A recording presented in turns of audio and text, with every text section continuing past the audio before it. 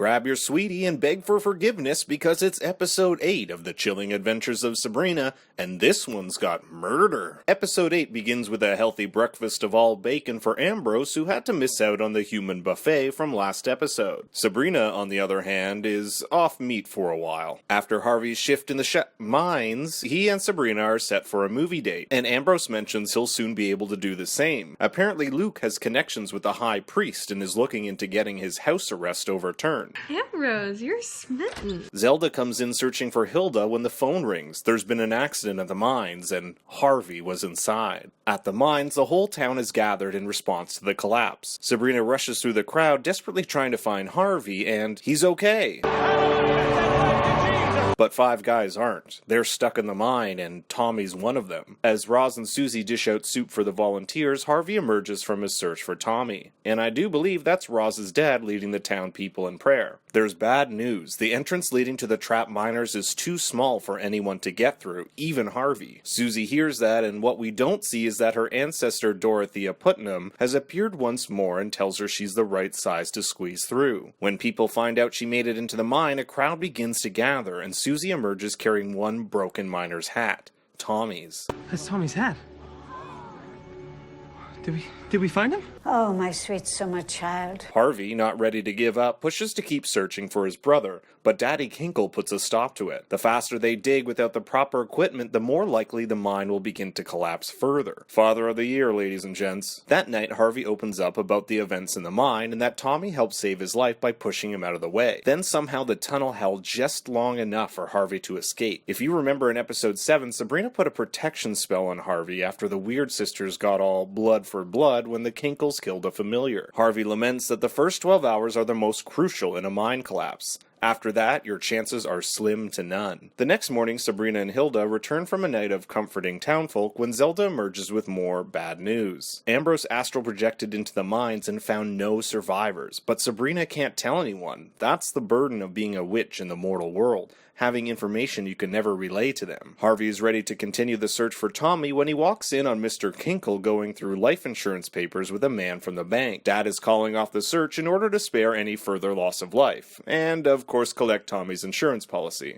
I'm up for the Father of the Year award. And Harvey's pissed. Dad's already planning Tommy's funeral for tomorrow because he can't collect the money until the death is finalized. At the academy, Nick is concerned about Sabrina's absence. When Agatha and Dorcas tell him there was an accident at the mines and that a bunch of mortals died, Nick is like, You mean like her boyfriend? That would be terrible. Sorry, Nick. Harvey's still kicking. Dorcatha then glowed over Tommy's death, which Prudence overhears. She's either upset because of her newfound friendship with Sabrina, or because she feels left out. Probably both. Before the funeral, Sabrina asks Hilda what happens when you die. After all, Zelda has killed her many times. She can only speak to a witch's experience. As for mortals, she doesn't know. Naturally, Sabrina wonders if there's a way to bring Tommy back, like Hilda has done. But the only reason Hilda's been revived is because of the Spellman family's special plot of soil. Apparently it was soil from the Garden of Cain and soaked in the blood of Abel, and any who are buried in it come back to life. The story of Cain and Abel is one of the Bible's oldest and is very reflective of the relationship Zelda and Hilda have. Cain and Abel were the first 2 sons of Adam and Eve. The brothers made sacrifices to God, but God favored Abel's sacrifice instead of Cain's. Cain then murdered Abel out of jealousy, whereupon God punished Cain to a life of wandering, never to be killed and only to live with his guilt. We saw this story back in episode 5 reflected in Zelda's nightmare. But Cain's garden? Strictly for witches. At the funeral, everyone's showing up, including Dr. C and even Miss Wardwell. Roz sings a hymn titled Blessed Be the Tie That Binds, and Sabrina casts another spell on Harvey to give him the strength to speak. Talk about a controlling girlfriend. Mr. Kinkle gets up and says how much Tommy loved the mines, which really sets Harvey off. Mr. Kinkle's all like,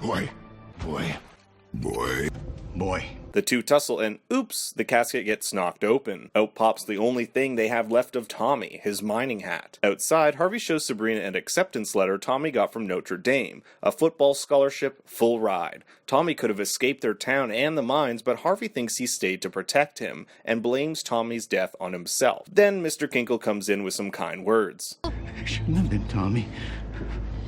Should have been you. You going for Father of the Year? Then Zelda uses a spell to stop him from hitting his child. At Dr. Cerberus's, Sabrina and Miss Wardwell unpack the events of the funeral. Sabrina asks Wardwell if she knows of any resurrection spells to bring Tommy back and spare Harvey's suffering. Miss Wardwell lets Sabrina know life and death are not things to be trifled with, before casually mentioning the spell is super duper easy to do and there's a Book of the Dead just waiting to be stolen in her office at Baxter High. But even if she wanted to do it, the spell requires an offering to the dead, something to balance the life gained. Someone has to die for Tommy to live again, and Sabrina's no killer. Right? At the Spellmans, Father Blackwood has dropped in to visit Ambrose regarding his house arrest. Apparently Ambrose went to Oxford and was a poet, painted with the Surrealists and taught stage magic to Houdini. In episode 5, I mentioned that Ambrose must have a history as a scholar due to the Shakespeare he spoke in his nightmare. Blackwood wonders how, after all this, he came to a plot to blow up the Vatican. Ambrose's father died when he was young, and Ambrose drifted to all these places in search of a father figure, before eventually he found one. A young Crowley, in reference to a man named Aleister Crowley, a famous English occultist, ceremonial magician, poet, novelist, painter, and Satanist. It's not clear if Ambrose is referring to the actual Aleister Crowley as his mentor or a man just like him. Either way, it led him to a plot to blow up the Vatican, and Ambrose was the only witch arrested for it. Faustus says if Ambrose gives up the names of the others involved, he'll have his freedom. Before Faustus leaves, Zelda stops him and is in need of some spiritual guidance. It's time for satanic confession. Zelda is afraid her family has strayed too far from the path of night. Edward Spellman married a mortal. She has a half-mortal niece, Hilda's been excommunicated, and Ambrose is under house arrest. And it all begins to make sense why Zelda has been so strict about following witch law. She's desperately trying to restore the Spellman's image within the coven. And Faustus has a confession of his own. He's got something for Zelda. Well, it's a blue ball! Lady Blackwood hasn't been addressing his needs while pregnant, and that just won't do. Susie gets another visit from Dorothea, who's pleased with Susie's trips into the mines, calling her a very brave boy. In episode 7, I mentioned Roz's blind Nana calling Susie a fella, and that possibly her true self identifies as male. Dorothea calls Susie's venture into the mine just the beginning. In Harvey's room, we're witness to one of the most shocking events yet in the show. He declines a call from Sabrina. At Baxter High, Roz confesses that when she picked up Tommy's helmet at the funeral, her cunning gave her a vision, one that showed the weird sisters Dorcatha smashing dolls in the mines. Weird. Right? Yeah. Definitely weird. In the woods, Sabrina summons Prudence to enlist her help in getting revenge on Dorcatha. After all, she owes Sabrina after saving Prue from the feast, and Sabrina has a plan. Sabrina and Prudence confront the two sisters, who essentially admit to the whole thing. Prue goes all drill sergeant and claims that whoever was the ringleader will pay the price, and if neither confess, they'll both pay. It takes Dorcas about 3 seconds to throw Agatha under the bus. You can take that fake apology and shove it right up your hairy...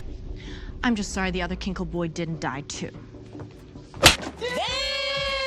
And Nick's coming too. So Sabrina sneaks into Wardwell's office for the Book of the Dead, and naturally Wardwell is in her favorite spot, skulking in the shadows. In the woods, the gang set up a pentagram to sacrifice Agatha and resurrect Tommy. First, Sabrina calls on the Hounds, guardians of the door, to help with the resurrection. This is likely in reference to hellhounds, protectors of the supernatural, with Cerberus being the most famous example. Next, they must open the door between worlds. And finally, time for the sacrifice. Wardwell watches on the side, and my guess is that performing a resurrection isn't as simple as Sabrina thinks. That when the time comes, Wardwell will ensure it works. Sabrina puts the knife to Agatha's throat, but of course Sabrina isn't a killer. Oh god. After one final incantation, the ritual is complete. Seeing Wardwell stumble here makes me believe she used a great deal of energy to ensure the ritual actually worked. All she really wanted was to see Sabrina become corrupted enough to actually murder someone. But Sabrina's got a plan. Wait 13 minutes for all the traces of witch to leave Agatha's body, then bury her in the cane soil, of course. Ambrose comes rushing in, fiercely scolding Sabrina. Death does not take kindly to being cheated, and the imbalance this will cause could be catastrophic. But Sabrina holds her ground. This spell said nothing about the sacrifice having to stay dead. And Agatha awakes. No turning back now. All we have to do is wait 13 hours for Tommy to come back to Earth. See? Everything's going according to plan.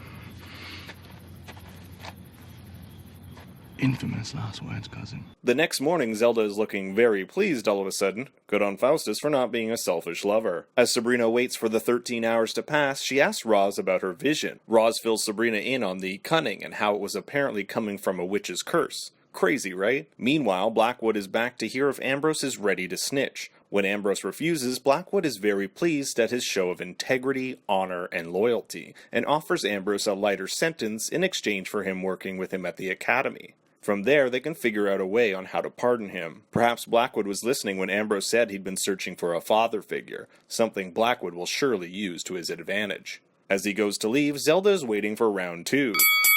She first shows him a twin-headed snail, an omen that Faustus is going to have twin boys. To celebrate, they flagellate themselves.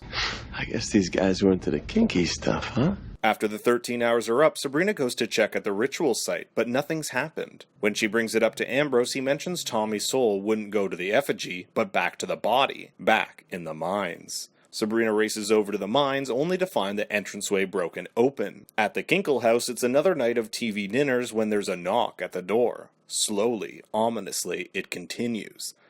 Knock, knock. Here's Tommy. Thanks everyone for watching. We're close to wrapping up this season, only 2 more episodes to go, so stay tuned and be sure to like and subscribe. Until then, keep walking that path of night.